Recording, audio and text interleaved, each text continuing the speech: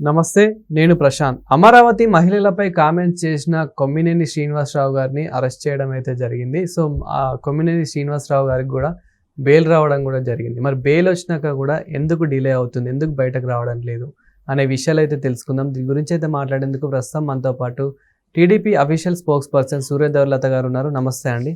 నమస్తే మేడం, కొమ్మినేని గారికి బెయిల్ వచ్చింది ఫైనల్గా. మరి కొమ్మినేని గారు ఎందుకని బయటకు రావడానికి ఇంత డిలే అవుతుంది? అంటే కూటమి ప్రభుత్వం ఇంకా ఏమైనా ప్లాన్ చేస్తుందా? ఇది ఎందుకంటే ఇతర పార్టీ వాళ్ళు కక్షపూర్వితంగా అరెస్ట్ చేయించారు, కావాలనే కుట్ర పన్ని అరెస్ట్ చేయించారు అని చెప్పేసి వాళ్ళు మాట్లాడుతున్న మాటలు.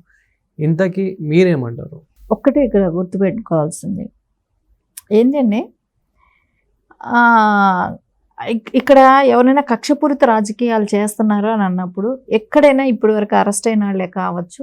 సో ఇప్పుడు ఏమైనా కొమ్మినేని గారిని ఇలాంటి మహిళల్ని, అమరావతి మహిళల్ని ఇలా మాట్లాడండి అని ఎవరైనా చెప్పారా? అని ఏమైనా కూటమి ప్రభుత్వం చెప్పిందా? వాళ్ళ నోరు దురుసు. వాళ్ళు అలా మాట్లాడుతుంటే ఇక్కడ కూటమి ప్రభుత్వం కేసులు పెడుతుందా? కాదు కదా. అక్కడ ఎవరు మనోభావాలు హత్యాయో వాళ్ళు కేసు పెడుతున్నారు.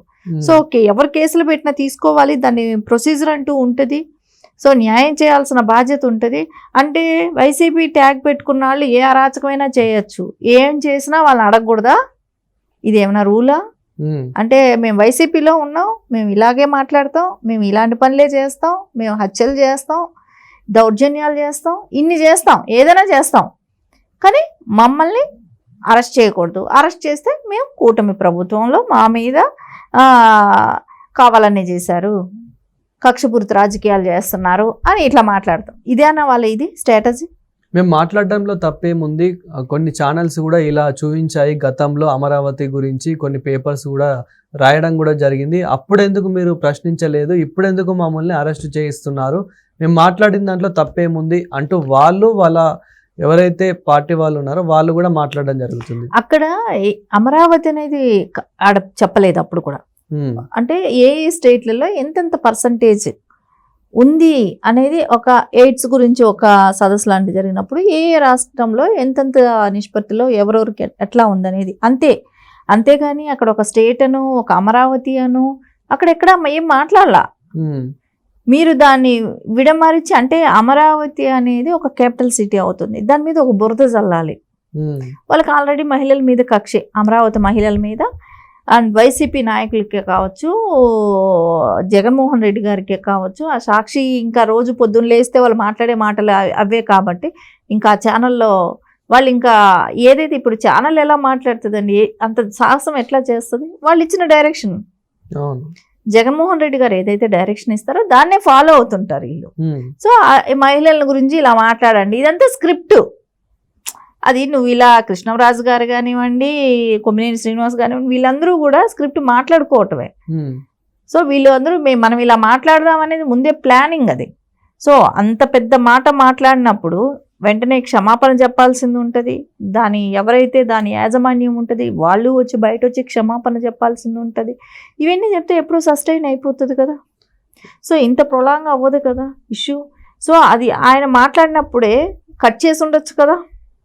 ఆయన ఎప్పుడైతే కృష్ణరాజు గారు ఇలాంటి మాటలు మాట్లాడుతున్నారో, సీనియర్ జర్నలిస్ట్ అని చెప్పి, ఆయన ఏం లేదండి, ఒక డిబేట్కి వస్తే పేమెంట్. వాళ్ళు సమాజం కోసం మాట్లాడే వాళ్ళు కాదు, వాళ్ళు పేమెంట్, పెయిడ్ ఆర్టిస్టులు అంటారు చూసారా, వాళ్ళందరూ.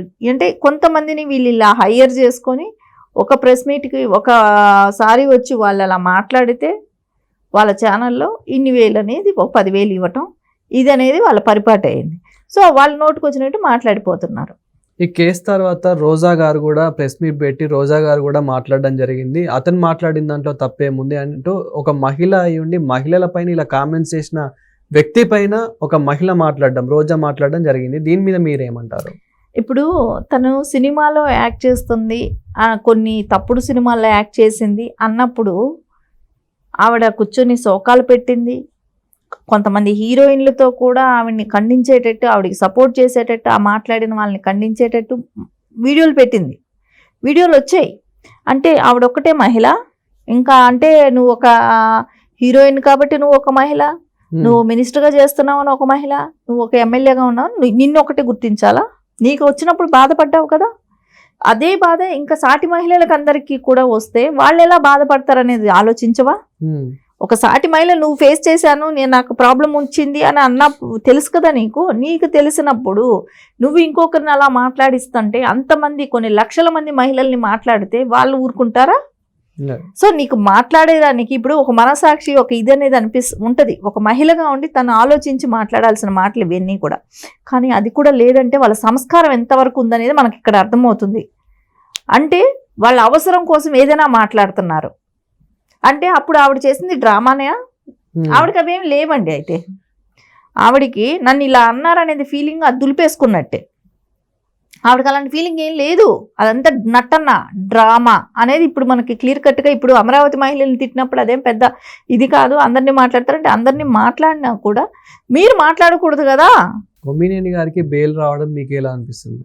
కొమ్మినేనికి బెయిల్ అనేది ఇప్పుడు ఎవరైనా సరే అండి అరెస్ట్ అవుతారు.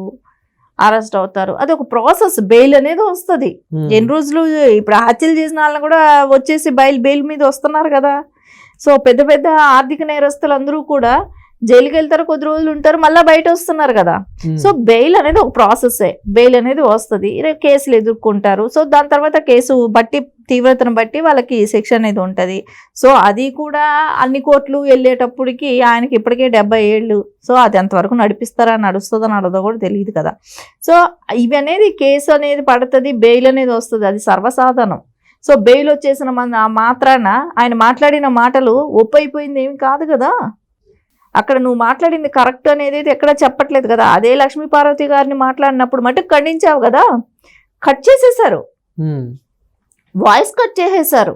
ఎవరైతే టెలిఫోన్లో మాట్లాడిన వ్యక్తి తప్పు మాట్లాడాడని వాయిస్ కట్ చేసేసారు. అదే ఎందుకు ఇక్కడ చేయలేకపోయారు? కృష్ణరాజు గారు మాట్లాడితే ఎందుకు కట్ చేయలేదు? వెంటనే లైవ్ లో నుంచి కట్ చేయొచ్చు కదా, వాయిస్ కట్ చేయొచ్చు కదా. అది కట్ చేయకుండా అవును కరెక్టే మీరు మాట్లాడింది రైటే అంటూ శ్రీనివాసరావు గారు కూడా మాట్లాడడం జరిగింది. మీరు మాట్లాడింది కరెక్టే, కానీ మీకు రేపు పొద్దున సోషల్ మీడియాలో మిమ్మల్ని ట్రోల్ చేస్తారు, మీరు ఇవన్నీ తట్టుకోగలరా అని ఇంకా సింపతి చూపిస్తాడు. అంటే అక్కడ ఇంకా రెచ్చగొట్టే లాంటి వ్యాఖ్యల్ని చేస్తే ఆయన నాకేం భయం లేదు అని ఆయన మాట్లాడతాడు. అంటే మళ్ళీ నెక్స్ట్ డే ప్రెస్ మీట్ పెట్టి మీరు భారతిరెడ్డి గారిని మాట్లాడుతున్నారు, అది కరెక్ట్ కాదు అని అంటాడు. అంటే మహిళలు అన్నప్పుడు వీళ్ళందరూ ఇన్ని లక్షల మంది, నువ్వు ఇప్పుడు అమరావతి పరిసర ప్రాంతాలు అన్నప్పుడు 2 జిల్లాలు కూడా కలిసి వస్తాయి. కృష్ణా గుంటూరు జిల్లా మొత్తం కలిసి వస్తుంది, ఉమ్మడి కృష్ణా గుంటూరు జిల్లా అన్నప్పుడు ఎన్ని లక్షల మంది ఉంటారు. సో వాళ్ళందరూ మహిళలు కాదా? మరి మీరు అంతా పక్కన పెడితే కనుక మీ ఉద్దేశంలో అమరావతి రాజధాని గురించి కానివ్వండి, అక్కడ ఉన్న మహిళల గురించి కానివ్వండి, మీ మాటలు మీరేం చెప్తారు? ఖచ్చితంగా దాన్ని మాట్లాడిన కృష్ణరాజు తప్పుడు మాటలు మాట్లాడారు. సో ఆయన్ని ఈరోజు కోర్టులు ఇవ్వచ్చండి, బెయిల్స్ ఇవన్నీ. సో మహిళల్లో వాళ్ళు అదే ఏరియాలో తిరుగుతూ ఫేస్ చేయగలుగుతారా? ఎందుకంటే ఇప్పుడు ఒక పార్టీలన్నీ తీసేద్దాం, టీడీపీయా అనే జనరల్ పబ్లిక్కా అవన్నీ తీసేద్దాం. ఈవెన్ వైసీపీ వాళ్ళు ఉన్నారు కదా, వైసీపీ వాళ్ళ నాయకులు కూడా ఉన్నారు కదా, నాయకులు వైఫ్లు కూడా ఉంటారు కదా, అదే ప్రాంతానికి సంబంధించిన అందరినీ కలిపే కదా మాట్లాడాడు. సో అందరు మహిళల్లో ఉండదా అది? ఆయన చూసినప్పుడంతా ఇట్లా మాట్లాడాడు అనేది కొమ్మినేని ఎంకరేజ్ చేయించినా కానివ్వండి, మాట్లాడిన కృష్ణంరాజే కానివ్వండి, వాళ్ళ చుట్టాలు ఉండరా, వాళ్ళు ఎవరు లేరా అంటే అందరూ అదే అనేది కదా ఆయన డిక్లేర్ చేశాడు. ఓపెన్గా బహిరంగంగా స్టేట్మెంట్ ఇచ్చాడు. అందరు మహిళలు వాళ్ళు అట్లాగే ఉంటారన్నట్టు ఓపెన్ స్టేట్మెంట్ ఇచ్చినప్పుడు వాళ్ళందరినీ ఫేస్ చేయగలుగుతాడా?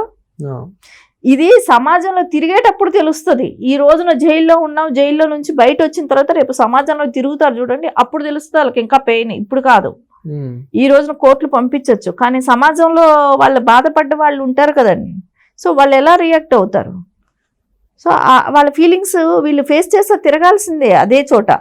సో ఎక్కడో లేం కదా. ఇప్పుడు నువ్వు ఒకవేళ మేబీ హైదరాబాద్లో ఉంటాను, ఇంకొక రాష్ట్రానికి వెళ్ళిపోతాను అనుకోవచ్చు. సో అక్కడ వెళ్ళినా కూడా వాళ్ళ రిలేటివ్స్ ఎవరో ఒకళ్ళు ఉంటారు కదా. సో వాళ్ళకైనా అనిపిస్తుంది కదా, ఈ మహిళల్ని ఇట్లా సాటి మహిళల్ని మాట్లాడినప్పుడు ఇంకొక సాటి మహిళకి కూడా అనిపిస్తుంది, మహిళలకి అసలు ఏమి ఇంపార్టెంట్ ఇచ్చాడు, ఎలా మాట్లాడాడు అని అనిపిస్తుందా, అనిపించదా? సో సమాజంలో ఉండే వాళ్ళకి అందరికీ కూడా ఇది బాధ. సో వాళ్ళు మనుషులుగా ఒక జన్మ ఎత్తిన దానికి మహిళలకు ఎలా రెస్పెక్ట్ ఇవ్వాలనేది కూడా వాళ్ళకి తెలియని వ్యక్తులు. మళ్ళీ మాకు సీనియారిటీ ఉంది, వయసు పెరిగితే కాదు కదా.